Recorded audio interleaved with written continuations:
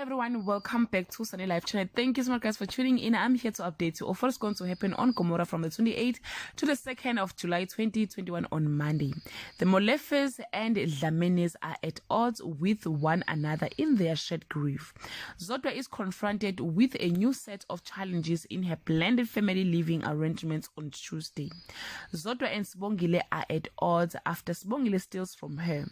Teddy and Dogozo comes up with an idea to honor Langa. Thathi and Melusi struggle to find a compromise on Wednesday. Miss Hlungwane catches Zodwa and Don in a screaming match.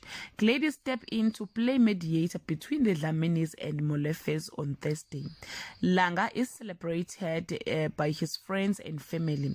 Don gets a job offer on Friday.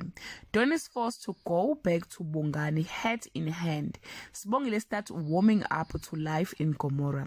Guys, this is all I have for today. You can leave your comment below and share your opinion.